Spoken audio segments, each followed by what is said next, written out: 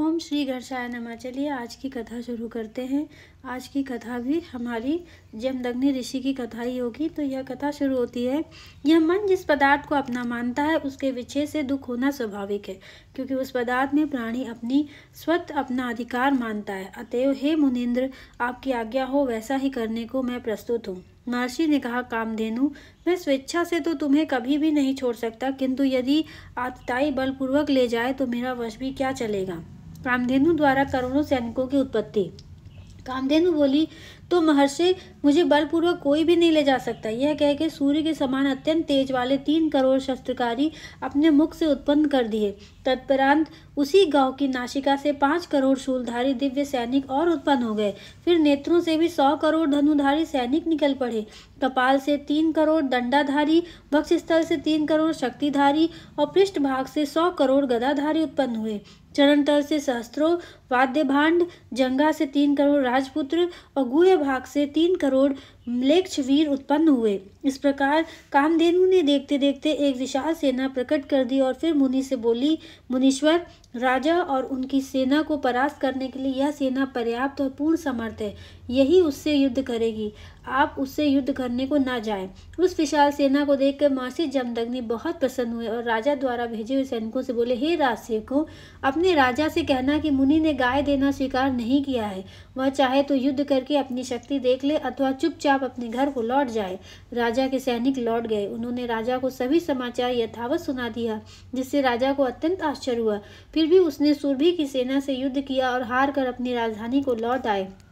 ऐसा निश्चय कर राजा कांतवीर्य अपनी राजधानी को लौट गया, जहां उसने भगवान श्री हरि की उपासना पूजा की और फिर आवश्यक संख्या में सेना एकत्र कर मुनि के आश्रम की ओर चल पड़ा।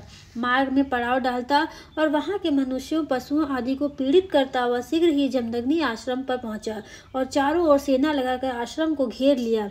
इस समय उसकी सेना में असंख्य हाथी, घोड़े, रथ, पैदल आदि थे। राजा स्वयं युद्ध वेश में सेना के साथ था। उसके सैनिकादि के शब्द, पदध्वनियों, वाद्यों एवं शंखों के घोष से आश्रम के चारों ओर की दिशाएं गूंज उठी। आश्रम के निवासी मुनि कुमार उस सेना को देखकर बहविह्वल हो गए। कार्तवीर्य जमदग्नि युद्ध। तभी राजा ने सेना सहित मुनि के आश्रम में प्रवेश किया और बलपूर्वक कामधेनु को ग्रहण कर लिया। अब उसने गौ को लेकर घर जाने का विचार किया। उस समय मुनि के पास कोई सेना नहीं थी, इसलिए वे स्वयं ही युद्ध करने के विचार से आगे बढ़े। सर्वप्रथम उन्होंने कामधेनु को नमस्कार किया और फिर हरि का स्मरण करते हुए रंगांगण में उपस्थित हो गए। मुनि को युद्ध में आए देखकर राजा कुछ असमंजस में हो गया। सोचा, तपस्वी ब्राह्मण पर शस्त्र उठाने से लोक में मेरी निंदा होगी। इतने में ही मुनीश्वर ने वहां मंत्रपुत्र शरों का एक जाल सा खड़ा कर दिया। उसी प्रकार जैसे कोई वीर पुरुष अपने वक्ष स्थल पर कवच धारण करके वीर वेश में सामने आ जाए, उस सर जाल ने आश्रम को आच्छादित कर दिया, जिससे कि शत्रु का भीतर प्रवेश न हो सके। तत्पुरांत एक अन्य सरजाल के द्वारा उन्होंने राजा की समस्त सेना को इस प्रकार ढक दिया कि उसके सामने क्या है यह दृश्य दिखाई न पड़े। इस प्रकार मुनि ने समस्त राज सेना को आच्छादित कर दिया। राजा ने अपने समस्त महर्षि को देखा तो रथ से उतरकर उनके चरणों प्रणाम किया और आशीर्वाद प्राप्त कर पुनः अपने रथ पर जा पहुंचा। तत्पुरांत उसने महर्षि पे प्रहार आरंभ कर दिए, किंतु महर्षि ने उन प्रहारों को लीलापूर्वक व्यर्थ कर दिया। तब मुनीश्वर ने क्रोधपूर्वक दिव्यास्त्र का छेपड़ किया, जिसे राजा ने काट डाला। इधर राजा ने जिस शूल का छेपड़ किया उसे मुनि ने नष्ट कर दिया। फिर राजा ने ब्रह्मास्त्र का प्रयोग किया, जो कि मुनि के ब्रह्मास्त्र ने काट डाला। उसी समय सभी देवगण आकाश में उपस्थित होकर उस भयंकर युद्ध को देख रहे थे। राजा द्वारा शक्ति प्रहार एवं मुनि की मृत्यु, परस्पर दोनों ओर से भयंकर प्रहार हो रहे थे, किंतु कोई भी प्रहार सफल नहीं हो रहा था। यह देख के राजा ने भगवान श्री दत्तात्रेय जी का स्मरण कर उन्हें प्रणाम किया और फिर भगवान नारायण, ब्रह्मा और शिव जी के तेज का आह्वान कर उसने सभी दिशाओं को ज्योतित कर दिया। सभी देवताओं ने देखा कि त्रिदेवों के तेज से समन्वित हुई वह ज्योतिर्मान महाशक्ति मुनि की ओर बढ़ रही है, तो वे हाहाकार कर उठे। तभी शक्ति मुनि के वक्ष स्थल में प्रविष्ट हो गई और उससे वह अंग विदीर्ण हो गया। फिर वह शक्ति निकलकर भगवान श्री हरि को सानिध्य में पहुंचकर उपरामता को प्राप्त हुई। यह शक्ति पूर्व काल में भगवान श्री हरि ने दत्तात्रेय जी को और दत्तात्रेय जी ने राजा कार्तवीर को प्रदान की थी। मुनि उस शक्ति के लगते ही मूर्छित हो गए। जब कामधेनु ने देखा कि मुनि के प्राण पखेरु उड़ गए तो वह विलाप करने लगी। उनके मुख से केवल हे तात शब्द ही निकल रहा था। फिर वहां से गोलोक में जहाँ पहुंची, जहाँ गोपियों से आवृत हुए भगवान श्री कृष्ण एवं भव्य सिंहासन पर विराजमान थे। कामधेनु ने भगवान को प्रणाम किया और कामधेनुओं के समुदाय में जाकर बैठ गई। उसके नेत्रों से जो आंसू गिरे थे वे मनुष्य लोक में रत्नों के ढेर के रूप हो गए।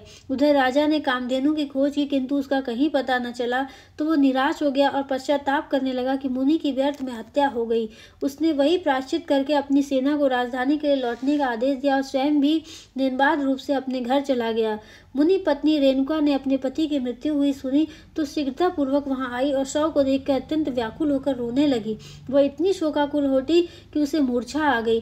फिर जब उसकी चेतना लौटी तो परशुराम को पुकारने लगी। उसने कहा, राम तुम कहाँ हो? इस विपत्ति में तुम ही उबार सकते हो। यहाँ आकर अपने पिता की दशा तो देखो पुत्र। एक नृशंस हत्यारे राजा ने इस निरपराध एवं राग द्वेष से रहित मुनि का वध कर डाला। परशुराम का आश्रम में आगमन। इधर माता विलाप कर रही थी, उधर परशुराम जी को समाधि में बाधा पड़ी। उन्हें लगा कि माता पुकार रही हैं तो तुरंत ही वहां से चल दिए। वे मन के समान वेग से पहुंचने में समर्थ थे। उन्होंने शीघ्र ही भक्ति भाव पूर्वक माता के चरणों में प्रणाम किया और फिर पिता के शव पर उनकी दृष्टि गई तो वे क्रोध से कांपने लगे। उन्होंने कहा, मेरे पिता परम तपस्वी और सर्वसमर्थ थे। उनकी मृत्यु सहज रूप में संभव नहीं थी। उन्हें किस पापी ने इस दशा में पहुंचाया, यह बात मुझे स्पष्ट रूप से बताओ। आश्रम वासियों ने सब समाचार आदि से अंत तक सुना दिया। फिर यह भी बताया कि मुनि के प्राण जाने के पश्चात कपिला धेनु भी यहाँ से चली गई। पिता के शव को देख के परशुराम जी विलाप करने लगे। यह देखकर माता बोली, हे पुत्र, हे राम, तू रुदन न कर, मन को स्थिर करके पिता का लौकिक कर्म कर। मुझे भी उनके साथ जाना है।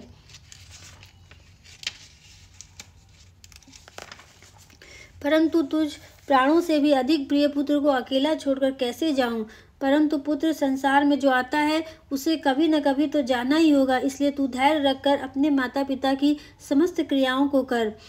माता की बात सुनकर परशुराम जी को बड़ा दुख हुआ। बहुत चाहते हुए भी मन को धैर्य नहीं दे पा रहे थे। उनके रुदन से सभी आश्रमवासी मनुष्य तो दुखित थे ही, पशु पक्षी और वृक्षादि भी शोक से पीड़ित हो रहे थे। पृथ्वी भी कुछ कंपित सी प्रतीत हो रही थी, मानो वह भी शोक विह्वल होकर सुबक रही हो। माता ने पुनः कहा, पुत्र, धैर्य रखने से ही कार्य चलेगा। विधि का विधान अमिट है। फिर भी मैं तुझे सीख देती हूँ कि राजा से युद्ध मत करना, क्योंकि वो बड़ा बलवान और प्रतापी है। कहाँ हम दुर्बल ब्राह्मण और कहाँ वह अत्यंत शक्ति संपन्न क्षत्रिय राजा। कहीं भी तो हमारी उसकी क्षमता प्रतीत नहीं होती, इसलिए उससे युद्ध करने से हमारी विजय संभव नहीं है। ब्राह्मण का कार्य तब करना है, तुम उसी में अपना चित्त लगाए रखना पुत्र। तीसरा अध्याय, परशुराम का पृथ्वी को क्षत्रिय विहीन करने संबंधी प्रण। परशुराम के हृदय में प्रतिशोध की भावना जाग उठी। वे बोले, परंतु माता, इन नराधम क्षत्रियों को जब तक दंड नहीं मिलेगा तब तक इसी प्रकार अत्याचार करते रहेंगे। मैंने निश्चय कर लिया है कि इन क्षत्रियों को अवश्य दंड दूंगा। एक बार नहीं, 21 बार इस पृथ्वी को क्षत्रिय विहीन कर डालूंगा। इतने पुरुषों के रक्त से अपने पितरों को तृप्त करने के लिए मैं कटिबद्ध हो गया हूँ। परंतु परशुराम को संतोष नहीं हो रहा था। तो अब हम यहीं पे आज का अध्याय समाप्त करते हैं और आशा करती हूँ आपको ये अध्याय अच्छा लगा होगा। अगर आपको ये अध्याय अच्छा लगा है तो आप हमारे चैनल को लाइक करें, शेयर करें, सब्सक्राइब करें और कमेंट करके जरूर बताएं कि आज का अध्याय आपको कैसा लगा। ऐसी और कथाओं को सुनने के लिए हमारे चैनल को जरूर से सब्सक्राइब कीजिएगा। और तब तक के लिए हम आप सभी को दिल से धन्यवाद करते हैं और आशा करते हैं आप अगले अध्याय में हमसे मिलने के लिए जरूर आएंगे। तब तक के लिए आप सभी को धन्यवाद।